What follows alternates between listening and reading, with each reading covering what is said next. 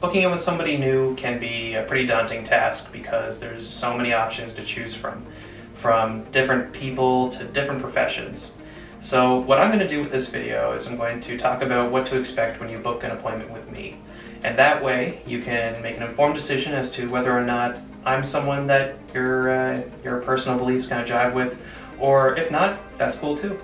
But either way, to get started, there are 3 things that I like to base my treatments on.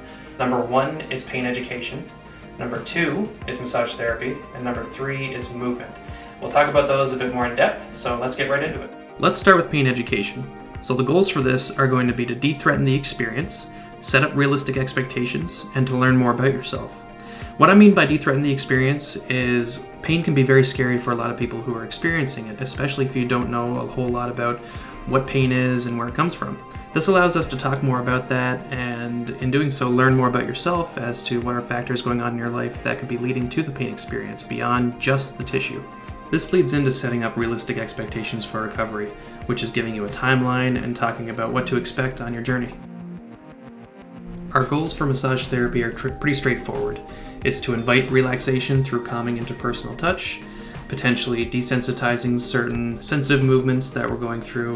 Perhaps it's one of the reasons why I come to see me in the first place, as well as reducing pain in the short term, which may last up to a few days after the treatment. The third and final pillar that I base my treatments on is movement. Our goals for movement is to reduce pain and increase positional tolerance. What I mean by that is if you come in with some sort of range of motion that's a bit sticky, a bit painful, and we find that out through assessment, our goal is to increase the tolerance to that position so you can get back to it. And finally, it's to de-threaten movement. So instead of finding these movements that are a bit sticky, perhaps you're even afraid of going through movements.